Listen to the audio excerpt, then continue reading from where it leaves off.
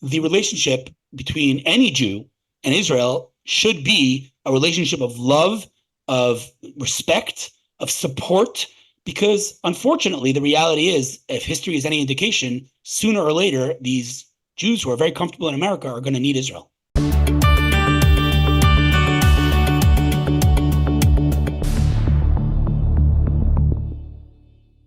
Welcome to Proudly Jewish, Conversations on Israel and Jewish Identity. I'm Eyal Bitton. Today's guest is Hillel Fuld, a powerhouse in the Israeli tech scene and one of the country's most influential voices. Known as Israel's top tech blogger, Hillel has been a driving force behind promoting Israeli innovation globally, but his impact goes beyond tech. After facing personal tragedy, he's become a fierce advocate for Israel and a vocal defender of Jewish identity and Zionism. And this is how I learned who he was, through social media and Jewish activism and advocacy. Hillel, welcome to Proudly Jewish. Thank you so much. By the way, just to correct you isn't the right word because you said everything properly and accurately, but I will say one thing. Yes. You kind of presented as in like Hillel the tech guy and Hillel the Israel guy. But in reality, it's the same guy. What I mean by that is that when I was promoting Israeli tech, I might have been talking tech. So if you followed me, I was a tech guy. But if you asked me behind the scenes, like, what are you actually promoting? It was always Israel. Nice. I appreciate hearing that. I'm a cantor. And when I was going to camp, when I was 12, 13 years old, studying for my bar mitzvah, I brought two tapes. One was music by Kiss, and one was music for my bar mitzvah. But in reality, all of it was directed towards finding a way to amplify Jewish identity. It's not quite the same as you, but that idea that identities are not quite so separate. So thank you for the clarification. Absolutely. And I will say, if one believes in God, then this is a divine intervention that just happened. And I'll get there in a second to explain what I mean. And if you don't believe in God, then serendipity. But you don't have to believe me. You can go check afterwards and look at my Facebook. Literally about 45 seconds ago, I posted my 13-year-old kid. They're twins. So the older one is now studying his third Torah portion after his bar mitzvah. And we're just starting now to study Vayera, which is my bar mitzvah portion. I literally just posted it on Facebook. And about 30 minutes before that, I can't make this stuff up. 30 minutes before that, I get a WhatsApp from someone, a member of my congregation, asking me if I will lead the services on Rosh Hashanah Mariv. So after we finish this, feel free to send me over some tapes of you, with the right tunes of Rosh Hashanah, because I have to start getting ready for that. Nice. And in advance, Mazal Tov. I'm going to jump right into some of these tougher questions that go to the heart of why I started this podcast. After the horrific events of October 7th, did it shock you just how quickly the masks came off and we saw this tidal wave of anti-Semitism and anti-Zionism, if the two can be even dubbed different, even from groups that you might have expected to stand with the Jewish community? The answer is I'm no prophet. But if you go look at, again, social media, 2 or 3 days before the war, I posted that anyone who's paying attention to geopolitics knows that something big is about to happen. I literally wrote this 2 days before. I said, between Russia and Ukraine, America and Iran, America and Russia, internal politics in America, internal politics in Israel, something, I said we're reaching a boiling point. And I wrote in the post, Israel is always at the center of it, 2 days before the war. And so, I guess, I don't know. I don't think I'm a prophet. I just think that maybe I have my eyes open, and we know that history repeats itself. Everyone knows that phrase, history repeats itself, but yet no one, when they want to know what's about to happen, will open a history book. And that's kind of what I do. And so on the one hand, I was kind of shocked and disappointed that this happened in my lifetime. On the other hand, anybody who was surprised that anti-Semitism was showing its ugly face again has not been paying attention, because this is the same script over and over again. We see it in every single generation. And truthfully, I'm surprised that it took this long. I can't say that I was truly surprised. I could say I was disappointed that it happened in my lifetime. I hear you. Just for clarification for viewers and listeners, you've mentioned the war, and we're talking about the ensuing wave of anti-Semitism. And you're saying that you saw or you felt that the writing was on the wall about both. Is that correct? Yeah. Yeah. I mean, as far as the war is concerned, again, like there was just so much happening in, geopolitically. There's obviously tons of conspiracies or I don't know if you want to call them conspiracy theories, you know, that maybe Iran wanted to prevent the Abraham Accords and Saudi Arabia and Israel joining forces and a million other explanations. But whether those conspiracies or those theories are true, it doesn't make a difference. The reality is that there was just so much happening at the same time that it was so clear that it was about to boil over. So that's as far as the war. As far as anti-Semitism, listen, you know, I could tell you the script. I could tell you, you know, why what's happened has happened, and I could tell you what's about to happen. You want to know the script? I'll tell it to you right now. Yes, please. All right. Here we go. Some of some of this that I'm about to say, maybe some of your viewers or listeners are going to say that I'm being an alarmist, but they're going to have to get over it, because if I told my grandmother in 1936 that she better get the heck out of Europe, she would have said I'm an alarmist too. And so here's the script, and again, it repeats itself in every generation. There is an empire. That empire grows in influence and power, and it reaches unparalleled levels of power. And the first thing that empire does, and again, whether it's the ancient Egyptian empire, the Roman empire, the Soviet empire, the Greek empire, the Nazi empire, they're all the same. And as soon as that empire reaches unprecedented power and influence over the world, the first thing that goes is morality. The first thing that happens is that empire throws morality out the window. And you could see that, you know, the emperor putting people to fight to their death. And I'm not going to get into geopolitics or internal politics in America right now, because it's just, you know, asking for trouble, but many, many instances of the Western civilization, specifically America, losing their moral compass. I'm not going to get into it, but point is, as soon as morality goes out the window, the first thing that happens is that empire says, wait a second, I don't want old school morality shoved down my throat. Don't tell me that it's immoral to murder and to rape and to do, don't tell me these things. And so what they want to do is they want to get rid of morality. Now, they can't attack the creator of morality, aka God. So what they can do is they can attack the messenger. They can kill FedEx, so then they'll get their package. And we are FedEx, and we are bringing morality to the world, and they come after us. And what happens next? In every single generation, excuse my French, like idiots, we, the Jews, come over to this empire and say, hey, Greeks, don't hate us. We're just like you, Greeks. In fact, we're more Greek than you. Hey, Romans, don't hate us. We're more Roman than you. Hey, America, don't hate us. We're the most liberal people in America as Jews, right? And then we try to assimilate. We try to say, guys, forget our light. We don't have any light. We're just like you. And you would think that we would assimilate. We would be, quote unquote, just like them. Anti-Semitism would decrease. But reality is the opposite, because when our light goes out, the nations are lost. They need our light. Someone gave me the analogy of ships on sea, and they're navigating the sea, and they need the lighthouse, and we're the lighthouse. And so when we put out our light and we say, hey, we're just like you, you know, they might pretend like, oh, the Jews think they're better than us. But the reality is that when our light goes out and we pretend we're like everyone else, that's when anti-Semitism spikes. And so as soon as we try to assimilate, as soon as we come to that empire and say, we're just like you, anti-Semitism goes through the roof.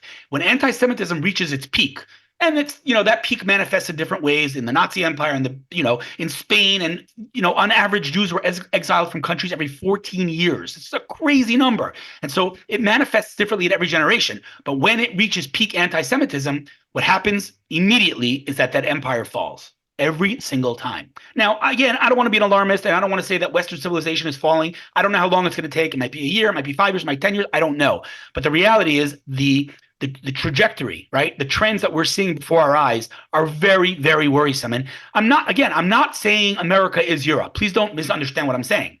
What I am saying, though, is that had I told you as a Jew, right? I'm not saying you personally. Had I told any Jew 10 years ago, in 10 years from now, there are going to be anti-Semites in Congress, Jewish synagogues and schools are going to be targeted, windows will be shattered, Jews will be beaten in the streets, you would have said to me, if that happens, I'm out of here. That's what you would have said. And I grew up asking the question, how did the German Jews not read the writing on the wall? And I didn't have an answer until 2023. When I see the American Jews, and not only American, I'm singling out Americans, but it's Jews around the world. The writing is very much on the wall. And, again, I want to keep saying it. I'm not saying, oh my God, pick up, leave right now. No. But you also need to have an exit strategy, because things are not looking good. And the genie's not going back in the bottle, right? It's not going to get better. I don't know how much worse it's going to get. I don't know how fast it's going to happen. But I would say that as a Jew, it's time to take your head out of the sand and look at what's happening around you, and be mindful of the fact that things are getting pretty bad pretty quickly. You've given us a lot to think about, and I would certainly agree with the last statement. And I've been saying it in different ways to a different level of the different size audience than yours since 2021. Since there was a mini version of what we are seeing now in terms of, hey, the conflagration over there and spilling out and manifesting itself in anti-Semitism here in the States and in Canada and elsewhere. And my comment is, be aware. You don't even stand a chance to overcome it if you don't confront it and recognize that this is happening. Right. So, if I may just add one sentence, like, yeah, I obviously you could tell I'm a little bit passionate about this, but I always said as a kid, I always said, like, you know what, when it was just rhetoric, when Hitler was saying the things that he was saying, maybe as a Jew, I would have said to myself, it's just words. Come on, it's not going to really. But when they started to legislate, like when Nuremberg laws happened and there was actual legislation against Jews, what were they thinking, right? Now, again, it's not a direct parallel, and maybe some people will be upset about this, but do you understand that in 2024, United States, the judicial system had to instruct UCLA to let Jewish students walk around on campus? We needed the courts to tell UCLA to let Jews walk around on campus. Like, I can just repeat that sentence in your head. How have we gotten here? Right? I mean, you see what's going on campuses. It's not like the whole, it's not anti-Semitism, just anti-Zionism charade. That's over. It's just blatant anti-Semitism, and no one's even ashamed of it. I mean, it was just yesterday when Kanye said the things that he said, and he was canceled. And here we are 1 year later, and what he said was moderate, was mild compared to the things that are being said today. So right. It's very shocking to me that people are not seeing it with a clear lens, because it is so in your face. Sorry. No, and look, passion is needed. And look, there are a couple of things that you talked about that I want to get to later on, because they're about looking at the future of American and world Jewry outside of Israel. And we can start there, but let's get back to it. You've just talked about, the I forget how you phrased it just now, but anti-Zionism. The conversation is over. It's anti-Semitism. But indulge me for a moment with that. How do you define Zionism, and why is there controversy about this? Like, what's maybe that's not a good question. Why do people feel comfortable separating the definitions? Okay, so let's start with the fact that 95% of Jews are Zionists, right? When people like to quote the anti-Zionist Jews, what they're quoting is a fringe group of extremists that represent no one, right? These Neturei Karta people that go to Iran and support, like, these are, I don't want to say they're not Jews. I don't know what they are, from their genealogy, but these people represent no one. 95% of Jews are Zionists. So if you are anti-Zionist, you are anti-Jewish, period, full stop. That being said, like many things, the UN perverted the word Zionism, right? Zionism is a very clear definition. It is the movement that Jews belong, or deserve a homeland in their eternal homeland where they are indigenous, period, full stop. That's it. That's the whole thing. It's a movement to bring Jews back to their homeland. Anything else is just propaganda. Now, yes, there's a modern Zionist movement and there's a traditional Zionist movement, and the modern Zionist movement, I would say, has more political inclinations or more political associations. That's true.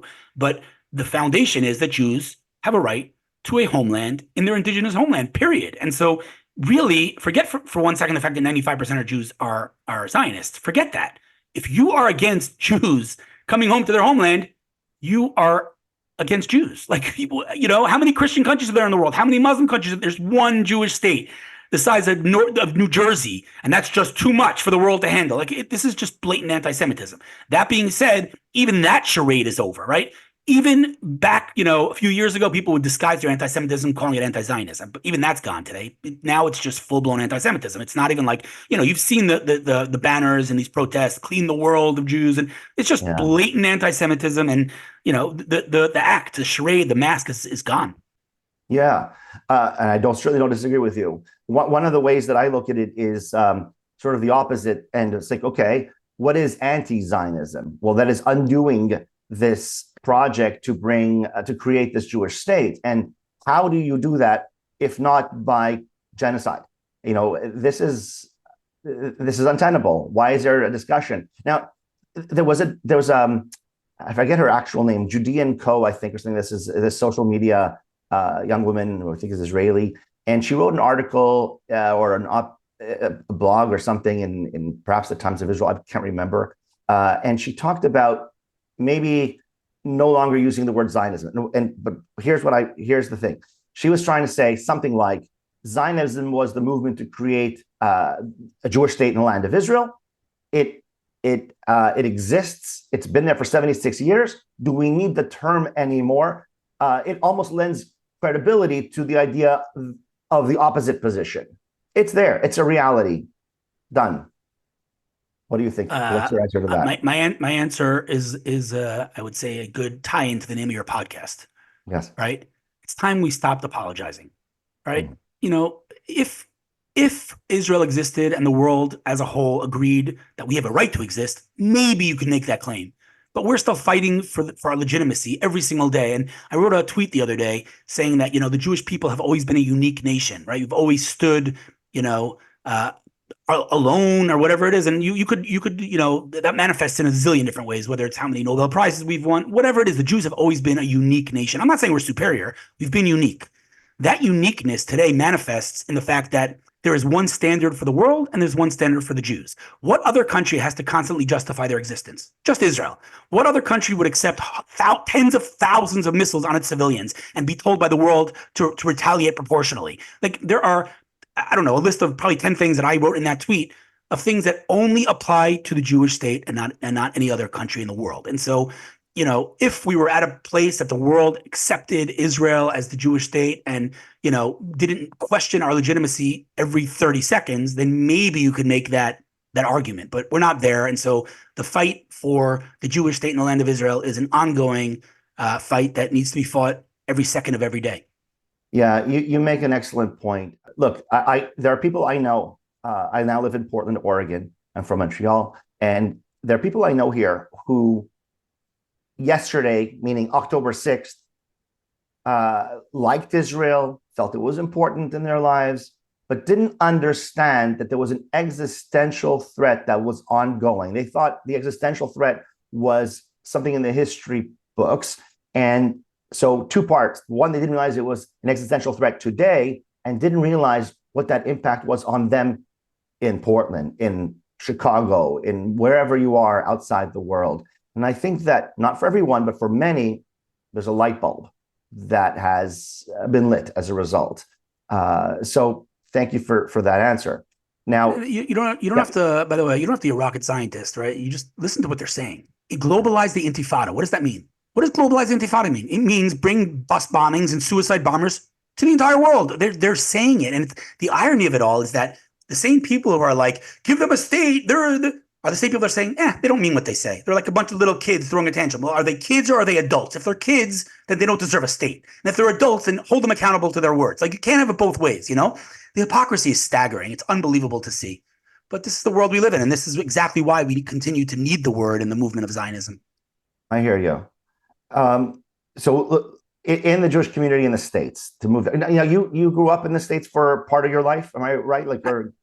Yeah. I mean, my wife says I didn't grow up, but yeah, I grew up in the States. Nice. I may appropriate that line. So when we look at American Jewry, and I grew up in Montreal, Canada. Actually, I was in Kinshasa, Zaire when I was really young, and then Montreal after. And in these places, Israel was part of our Jewish identity, and there was no question about it. And here I am in the States, and it's not as obvious here for many people. But you said 95%. It is, but the degree is not the same as where other places that I've lived. And when I look at the resilience of younger Jewish Americans, I'm a little concerned because the next generation of young people, not just Jewish, but outside the general public, I feel that they're being taught to view the destruction of the Jewish state, right, the anti-Zionist movement, as an act of restorative social justice. It's a wrong. It's a colonial entity, and they're being taught in their schools, in universities, that undoing it would be a moral act and perhaps a moral imperative. How can we overcome that? I got news for you. You're very optimistic. I actually don't think that the Gen Zers are taught to hate Israel. I think the Gen Zers are taught to hate the West. Like, the fact that there was an actual trend, and this is a real thing, there was an actual trend on TikTok of many, many, many, not one or two, many, many, many Gen Zers praising bin Laden. Like, how have we gotten here? And I think Israel is the barrier, right? Israel's kind of like providing that barrier to the rest of the West, but they're not shy. They're saying it straight out. Israel's first, and the West is next. And when you talk about the narrative, forget for 1 second, just the most basic slogans, right? And we've seen all the videos and the funny memes about people saying from the river to the sea. They don't know what river and what sea. But forget that. From the river to the sea. Let's just say it as it is. The words "from the river to the sea, Palestine will be free" is a direct, not an indirect, a direct call for the annihilation of the Jewish people and the genocide of every single person living between the river and the sea, aka the entire state of Israel. If you chant "from the river to the sea," you are calling publicly for the genocide of the Jewish people. That's it. There's no interpretation. Anybody who says otherwise is just lying. That's what it is. And so, we're raising a generation that's, first of all, incredibly entitled and think they deserve everything. And that manifests again, in so many ways. I don't want to get into it because I'm sure I don't want to offend some of your listeners, but many of the internal political issues in America, I think, are a direct result of that entitlement. But I think that Gen Z is growing up to believe that Western civilization it has this privilege, this white privilege, and bringing down Western civilization is social justice. I mean, it's a real perversion of the truth, and it's a real sign of real moral bankruptcy and just the disintegration of morality. It's wild to see. And can it be undone? Can it be fixed? Re-educate. Go ahead. There is precedent. You're not going to like this analogy, but before I say the analogy, let me just state for the record, an analogy doesn't mean it's exactly parallel. An analogy means you can take one component and compare it to the other. There is precedent to the denazification of a society, right? We have denazified Germany. I mean, it has happened, right? So it is possible. Likelihood of Gen Zers, being unindoctrinated, or again, forget Gen, I mean, the Palestinians or the Arabs living in Gaza, of them being unindoctrinated. I mean, again, there is precedent. If you're asking me if it's realistic or if it's going to happen, like an absolute resounding no, there's no way that's going to happen, but it's possible. Anything's possible. Yeah. And look, you're taking me to a different part of the conversation, but right now, since you brought that up, I've been hearing a lot, Naftali Bennett has been making the rounds in the last couple of months. And one thing that he keeps coming back to is that denazification of Gaza. And while this is not a political podcast, the idea of living of Israelis and Israeli Jews living at peace with their neighbors, having quiet with people who live in Gaza is part of that scenario to have peace. So if you're going to have a group that hates us and that is armed, bad things can happen. And he's saying, okay, you've got to re-educate these people. We've seen the model in some of these Sunni Arab countries where they've changed over the last decade or so. It can be done. You don't sound so optimistic. Well, first of all, let me just address the fact that you and Naftali Bennett share something in common. You're both an enigma. You know why? Because anybody who sees you asks the very obvious question: how do they keep their kippah on their head? Right? But I have to tell you that the best answer I've ever heard to that was this rabbi I worked with, Rabbi Dan Selsberg, who had the same haircut, same barber that I did.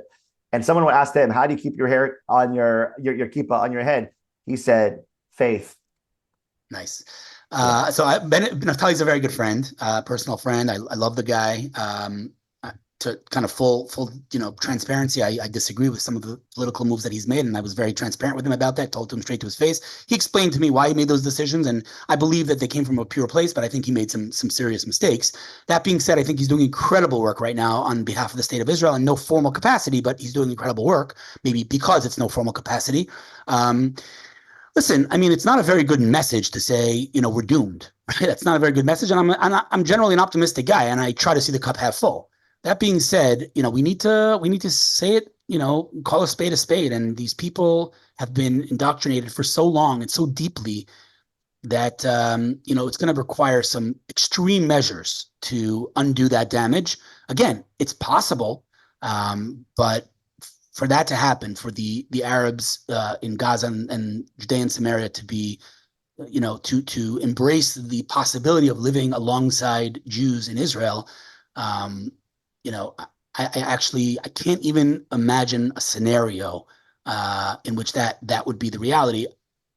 I don't know how we could achieve that, but I as an optimistic guy, I do want to believe that there is that possibility. I mean, at the end of the day, I went to Dubai. I mean, that would have been a fantasy 20 years ago, and obviously Jordan and Egypt. It's been done, right? But these people understood that there's a life out there, and peace is beneficial for everyone.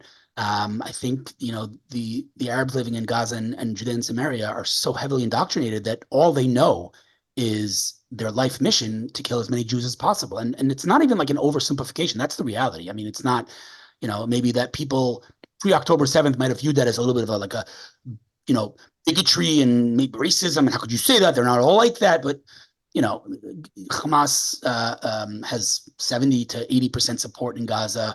10% of Gaza believes that October 7th were war crime. Like we're dealing with people who are so heavily indoctrinated that I don't know how we could possibly get past that. But I want to believe that there is a chance, because that's just the type of person I am. I want to believe that one day we can achieve peace. I just, with my realistic hat on, I can't imagine such a scenario. One thing that I've predicted is that the situation for Jews around the world will improve once we have, I could be wrong, once there is more success with the Abraham Accords, once there is more, once Saudi Arabia and the Sunni Arab world kind of falls in line, quiet there may lead to quiet here. I don't know if I'm right, but are you a believer in the Abraham Accords and sort of a continuation of that path? Tremendous believer. David Friedman is a very close friend. Him and his wife are amazing people. I love them both dearly. What they did, what Trump did, let's just say it as it is, without getting into politics, what he did with the Abraham Accords and what he did with moving the embassy are historic. And that cannot be taken away from him. You might not like the guy, and I'm not expressing my opinion here. I will say that I probably would not hire Donald Trump to babysit my kids. But, politics aside, anybody who can't admit that the Abraham Accords was a historic move is just not honest. So 100%, the Abraham Accords were unbelievable.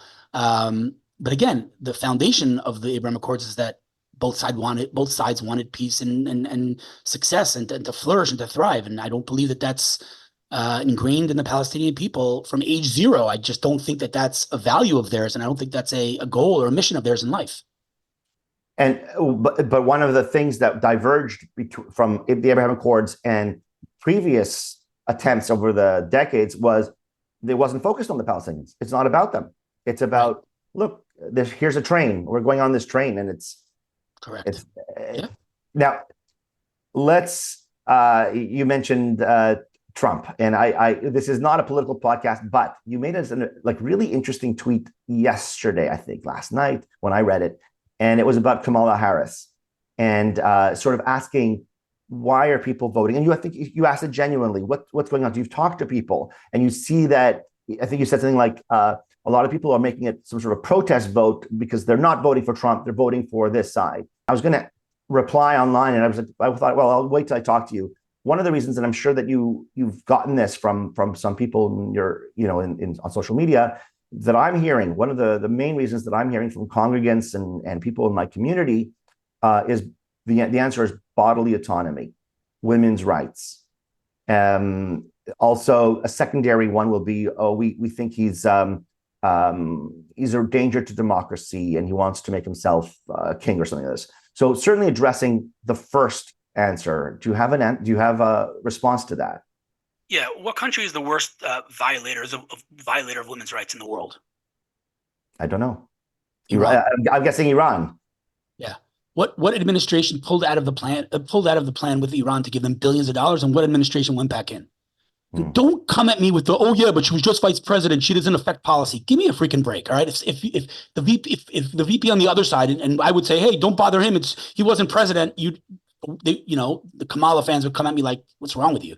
So again, yes, she was vice president, she wasn't president, but she's part of an administration that it's true that those funds are frozen right now, but they opted back into that deal to give Iran, the world's worst violator of human rights, billions of dollars. So don't give me this women's rights thing. Where was Kamala denouncing the horrible mass rape of October 7th. Where was the "we believe all women" thing when it comes to Jewish women?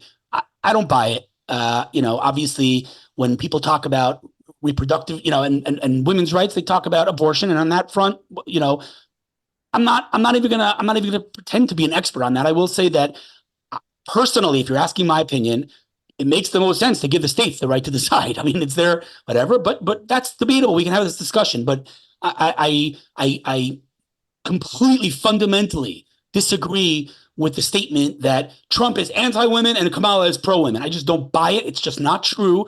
History shows otherwise, and words are words, but actions speak louder than words. And the fact of the matter is, have you seen Kamala talk, endlessly about the sexual violence of October 7th? No, she makes the comparison. In the same sentence, she says, Israel has a right to defend itself.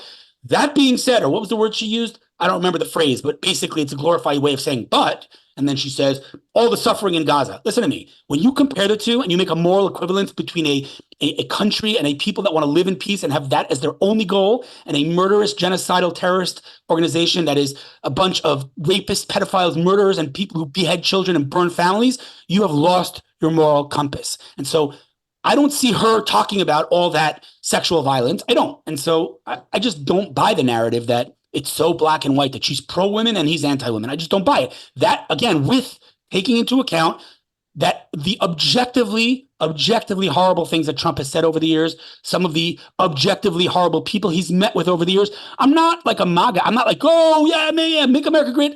That's not me. I'm not Mr. Trump.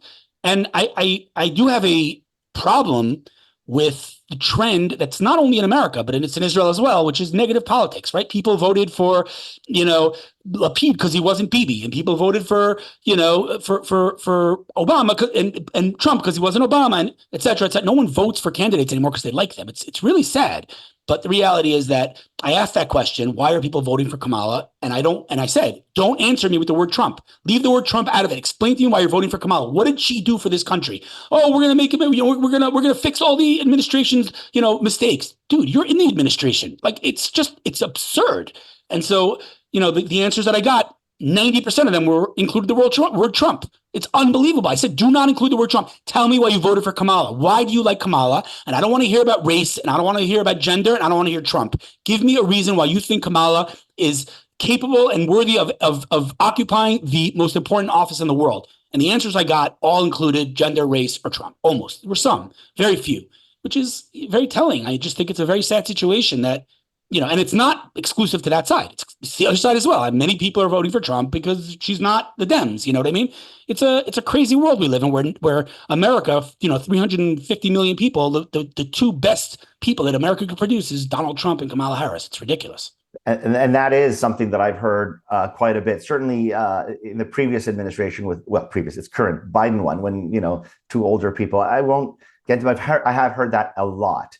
Now, one thing that comes up out of what you've talked about is these American Jews that I'm seeing, that we're hearing of, who look at who to vote for here and here in the States, and factor in what they're seeing about with Israel, what they're seeing anti-Semitism, and also looking at domestic politics in the States.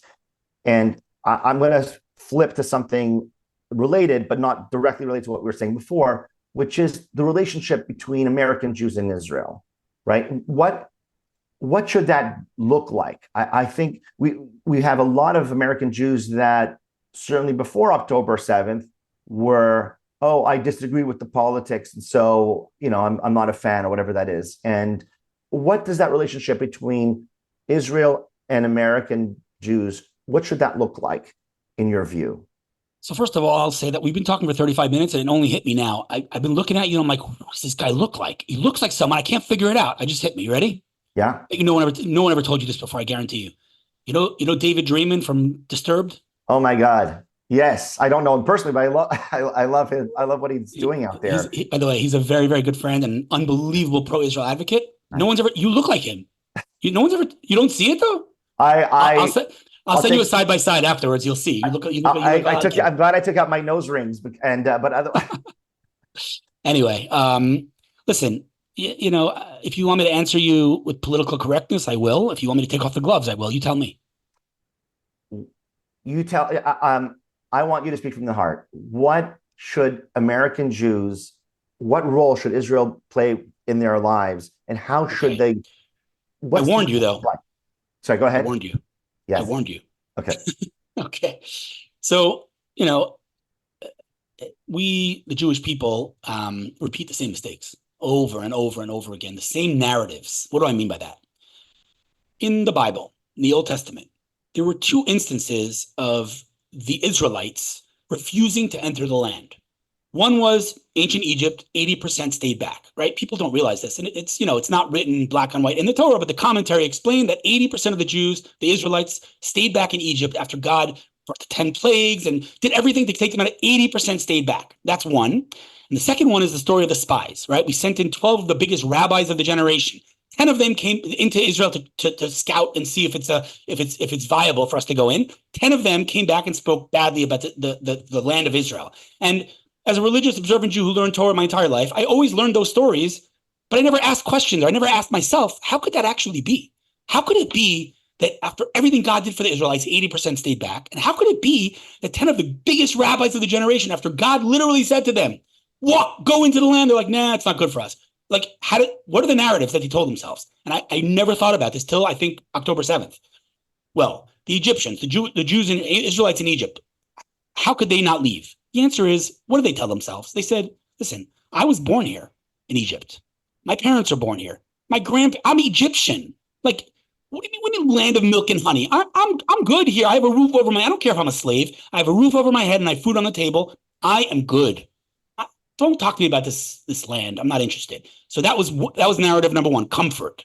Second narrative, these rabbis, these spies went into the land. 10 of them came back and said bad things. What was their narrative? Never asked myself this question. It's obvious, though. They're in the desert. They have a direct line of communication with God. God is sending them food from the sky. God has clouds of glory surrounding them and protecting them. They are as religious as can be. They're direct plug-in to God.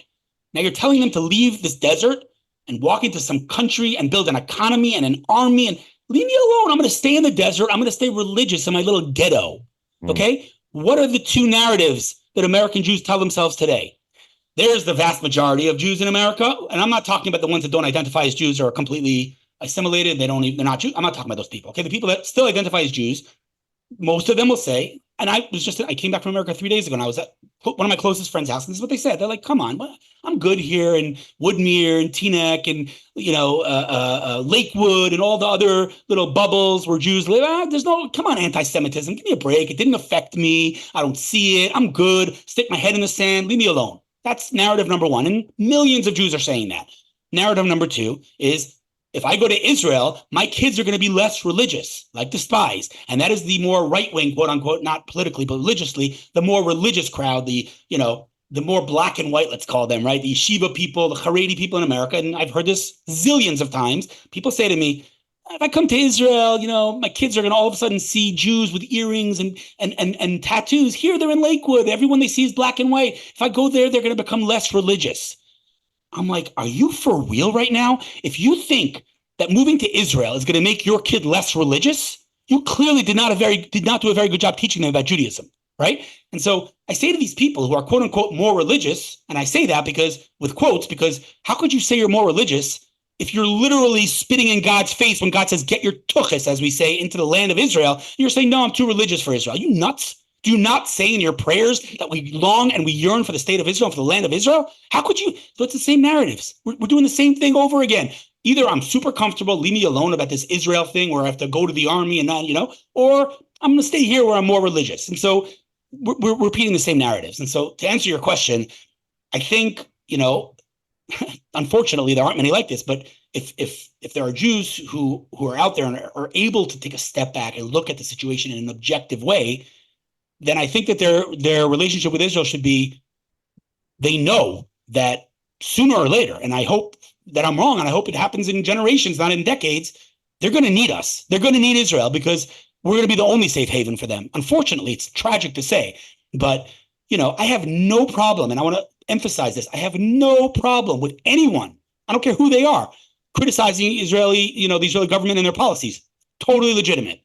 But to question the existence of the state of Israel, the legitimacy of the state of Israel, that's not okay. And so, to me, the relationship between any Jew and Israel should be a relationship of love, of respect, of support, because unfortunately, the reality is, if history is any indication, sooner or later, these Jews who are very comfortable in America are going to need Israel. You brought up the specter of education. Do you feel that American Jews have done a good job, bad job, okay job in the past, needs to change regarding educating the youth about this role with Israel? Well, obviously, that's way too broad of a generalization. I can't say Jews in general. Some are better, some are worse. But I mean, to me, I think that the manifestation, or I would say the illustration of how badly we've done in terms of educating our kids, are the fact that there are Jews for Palestine, people wearing a prayer shawl and a kippah on their head, literally supporting terrorism. Like, let's not sugarcoat it. I mean, maybe pre-October 7th, you could differentiate between Hamas and Gaza, but when they've 80%, I mean, again, I tweeted this the other day, and it's not, listen, the beauty is of me being independent, not having an organization behind me, is I can say whatever I want. And so, just look at this isn't an opinion. This is facts. Okay. Look at what percent support the Nazis had in Germany. 33%, depends what poll you're looking at. A third of Germans supported Nazi Germany. And no one questions the legitimacy of World War II and the need to completely obliterate, Nazi Germany, even though 33% supported them and the rest of them were quote unquote innocent Germans. And so when you're talking about Hamas having 80 to 90% support in Gaza, like, let's stop with the charade of, there's Gaza and the innocent Gazans. The innocent Gazans marched into Israel and raped women on October 7th. Not all of them. And, again, to be totally clear so that no one misunderstands or misinterprets my words, of course there are innocent people in Gaza. Of course there are. But is that even a point worth mentioning? What war in history did not have innocent people that died? Were there not innocents in Japan? Did anyone question the legitimacy of winning World War II? Why is this war the only war, or I should say, why are Israel's wars the only wars where anyone even talks about how many innocent people died in Afghanistan? No one knows, and nobody cares. Only when it comes to Israel, how many innocent people? It's a double standard, and to me, it's the face of anti-Semitism. It's just, that's the reality, and I just think Israel, it's again tragic. It's terrible to say, and it hurts me to say it, but once again, even though we have quote unquote friends in the world, and I want to express gratitude to America. America was great to my family, and America's sending in ammunition and support and weapons, and I thank them for everything that they've done for the Jewish people. But anybody who thinks that the Jewish people can depend on a foreign government to be there when we need them is not paying attention. It's not reading history books. And so, yeah, today we have support and it's great, but we cannot depend on anyone but ourselves. And history has shown that over and over and over again. So just to answer your question, I think that American Jews, there are many people who have a role there. And, I think that educating, giving Jewish education to the next generation, all very, very important. Some people might even have a role to stay there. I'm not going to get into it, but like it or don't like it, AIPAC's doing a lot of good work for the Jewish people. And so there are people / organizations that I think have an important role outside of Israel. That being said, I think we need to understand what the future holds for the Jewish people, and it ain't pretty. And so we need to understand that Israel and Judaism is one and the same. There's no separating them, despite the fact that our haters and our the anti-Semites around the world love to pretend that you can separate. You can't separate. Zionism and the love for Israel and the longing for Israel is as core to Judaism as Mecca is to Islam. You can't separate the two. And I think that as we speak, as of right now, when there are obviously millions and millions of Jews in America, I think we need to do a better job educating our children and the next generation to be the name of your podcast, Proud Jews, and stop apologizing. Enough with appeasing and apologizing. We have been a real, concrete source of light in this world, in a real, not in a supremacist kind of way, in a real way. Again, Nobel Prizes. Who's leading the world in cancer research? Israel. Who's first on scene when there's a natural disaster? Israel. The Jewish people have been nothing but a source of light in a very, very dark world. The problem is we're afraid to own that light. It's like, what are they going to say? Enough with that already. Own it. It's time to be proud Jews and own what we are and who we are. Unfortunately, that's not That is not, in my opinion, a value that, again, I'm generalizing, that the Jewish people in the diaspora educate their kids toward. And I think that that maybe is the most important value that we all need to know. We are proud to be Jewish. We're not apologizing. We like anyone else make mistakes, don't get me wrong, but we've been an incredible source of light in the world, and it's time we own that light. Is owning it the best way to fight anti-Semitism? Wow, how much time do we have? So, it's a very, very good question, right? And this is another one of those questions. I have a long list of questions that I've always struggled with my entire life. Why do they hate us? Like, what did we ever do that's anything but good in this world? Like, why do they hate us, right? And, you could say many things. You could say jealousy. You can say, the fact that the Jewish people are so dominant. Let's not sugarcoat it. We are very dominant. We are dominant in government. We are dominant in media. It's true. We don't control the media, but we're a very strong presence. What was your question again? I don't remember your question. To fight anti-Semitism, right, anti-Semitism. Is owning it, is owning being that proudly Jewish, instead of addressing anti-Semitism, just being this proud, whatever manifestation that it might look like. Yeah. So in the short term, the answer is no. In the short term, the answer is no. In the short term, I think it will only give our haters even more ammunition. It's like, oh, these Jews think they're better than us, right? Yeah.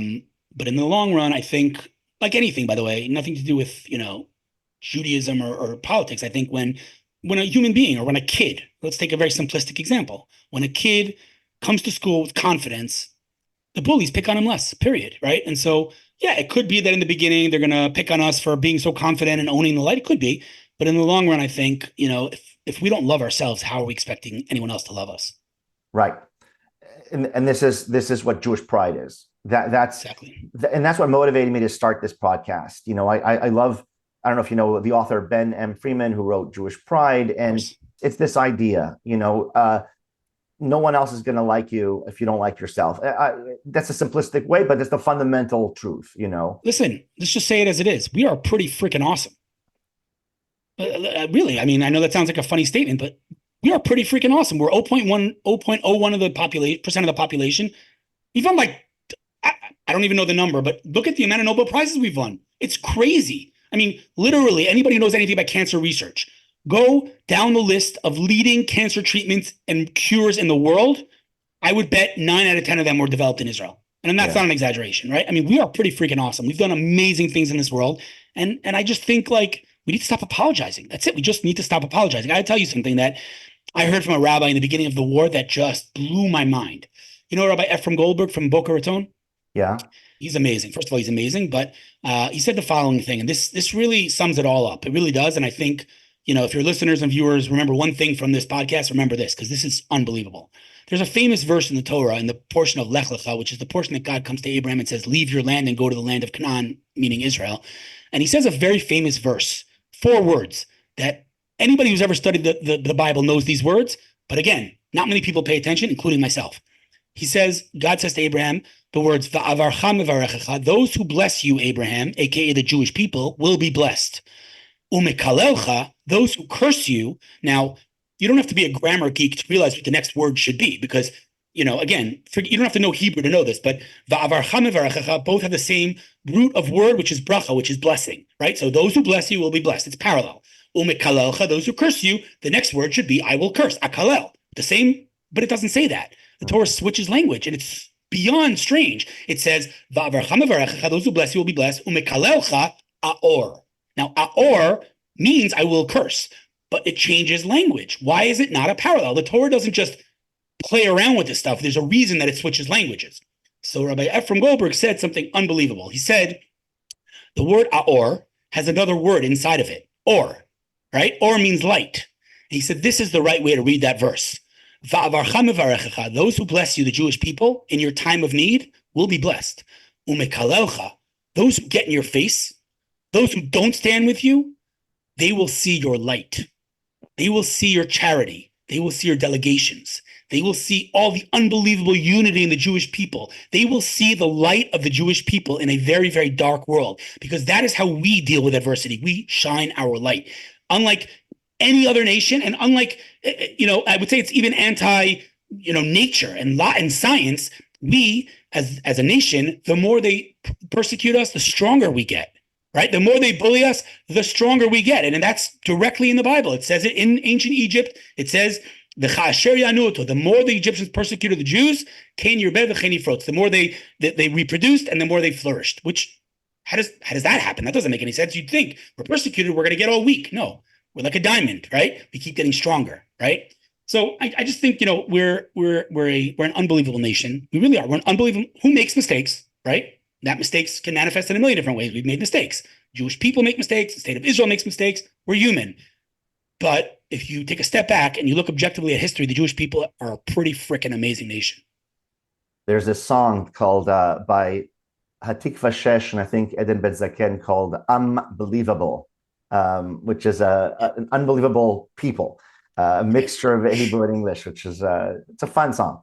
You mentioned something that I just had a conversation with my daughter. She's 8. As I was putting her to bed last night, she asked us why is there, she phrased it differently, but why is there anti-Semitism?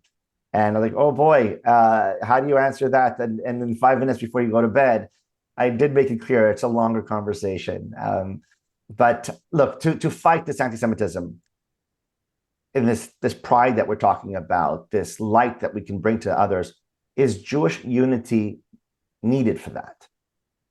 And what does that look like? Yeah, 100%. People forget this, but the most foundational, fundamental strength that the Jewish people possess is unity. How do I know that?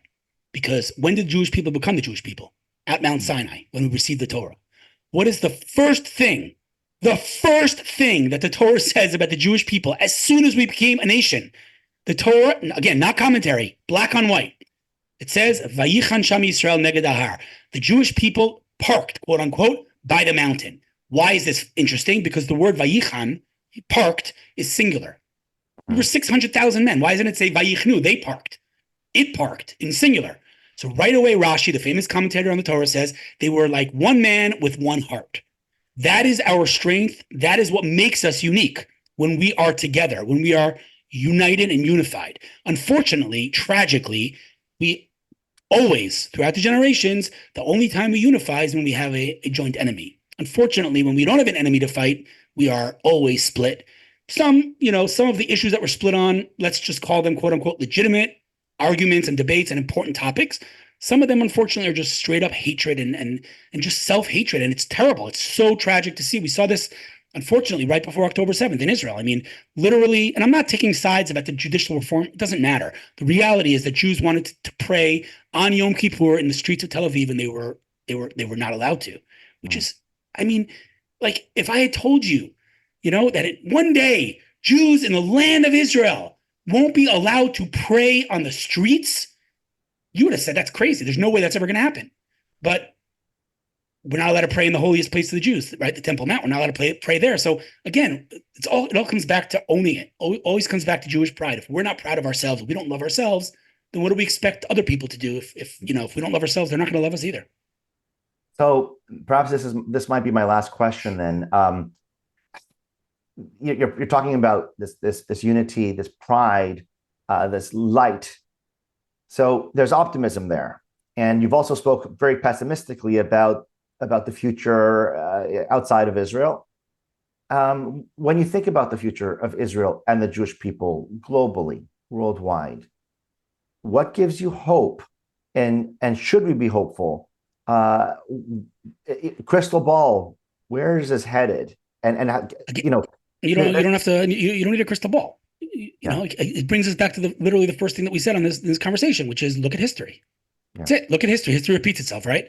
We like the words Am Yisrael Chai. We always sing and say Am Yisrael Chai. The Jewish people live, right? Which is a nice phrase. It's a nice song, but it's not just a phrase. It's a historical reality. And if you don't believe me, tell me how many Babylonians you know. Right? We're here. Where are all these, massive empires? Ancient Egypt, ancient Greece, ancient Rome. Where are they? Where's Persia? They're all gone, and we're here, right? So we're going to continue to be here. God's our Father. God loves us. Yes, we make mistakes, and sometimes we don't know why things happen. To be clear, I don't know why October 7th happened. I don't know why the Holocaust happened. I have no idea. I don't know why God does what he does. I know that God loves us, and I know that he has his reasons. I don't know what they are. I like for myself, and this is just for myself. Nobody has to adopt this or accept this. For myself, what I tell myself is that if I bring my 3-year-old kid to the doctor and the doctor takes out a needle to give him a shot, this kid's screaming at the top of his lungs, telling me, how could you let this strange man stab me? What kind of father lets someone stab his son? What is wrong with you? You're a horrible person, right? And yet I'm his father, and I know this is what this child needs, as hard as it is for him to understand. So I don't know why we need this shot. I don't know. What I do know is God loves us. And what I do know is that we'll be here. We will continue to be here because Am Yisrael Chai. And the reality is that we all celebrate these holidays. But again, how many of us actually think about what Purim was? What was Purim? We're celebrating, we're drinking, we're getting dressed up, we're eating. What was Purim? Purim was the near genocide of the Jewish people. Achashverosh was the king of the world, 127 countries, and he agreed to annihilate us. We were done. We were done. That's it. There was no Jewish people. We were done. And here we are celebrating. What was Hanukkah? We were fighting a war. There was no way we were going to win. It was done. We were finished. What was Passover? 210 years of backbreaking slavery, and here we are celebrating. So Simchas Torah, we will dance again. It will again be the happiest day of the Jewish calendar. The reality is we will be here because Am Yisrael Chai. We have to get through this. It's a very dark time. It's a very hard time, but it's not even close to the worst we've had in our history. And here we are, and the rest of these guys, all of them, every single one of them that came up against us are all gone. And just to end on a positive note, I talked about Mevarechecha Baruch Mekalelcha, or maybe this is a stretch. Maybe this is a little bit too much. But as a tech guy, I find it amusing that all the tech companies that have stood by the Jews are doing incredibly well. Do you know what the most valuable company in the world is right now? Yeah. NVIDIA. Say it again? NVIDIA. NVIDIA. Okay. NVIDIA. Right? NVIDIA is the most pro-Israel company. They've been super vocal, super standing by Israel. What's number 2? What's the second most valuable company in the world? Apple. What? You know where their offices are in Herzliya. What's the third most valuable company in the world? Microsoft. You know that Microsoft started Microsoft Ventures in Herzliya? You know how Microsoft has 2 massive offices in Israel? It's building everything that when you use Microsoft Teams, all the AI built in Israel. So these 3 companies, just to give among many, many others, are the most pro-Israel, but not in they put their money where their mouth is. And look how successful they are. So I truly believe that those that stand with the Jews will be successful and will be blessed. And we see it in real life. And we see, unfortunately, that the people who don't stand with us, unfortunately, they see our light, but they also end up failing. And that is, unfortunately, what history is dictating will happen to Western civilization, assuming, of course, that the anti-Semitism continues in the trajectory that it's continuing. And right now, nothing will make me happier than to be wrong. Unfortunately, history seems to indicate that I'm not wrong and it's going to get a lot worse. And then right after that happens, we know, again, the empire falls. Please, God, I will be wrong. Thank you, Hillel, for your passion, for your advocacy, and thank you so much for being so proudly Jewish. I guess I should, before we hang up, apologize to anybody that I offended, because I'm assuming many of the things that I said offended a lot of people. So just know, whoever's listening or watching, that it comes from a place of love, not judgment. I'm not judging anyone. I moved to Israel when I was 15. My parents brought me here. I didn't sacrifice anything. So I'm a big talker. Take everything I say with a grain of salt. You do what's best for you. I just believe that Jewish people belong in Israel. But in due time, when everyone's ready, it's not something that I'm saying, just pick up and move to Israel. It's super easy. No. So apologies if I did offend anyone, but it comes from a place of love. Thank you, Hillel. Thanks.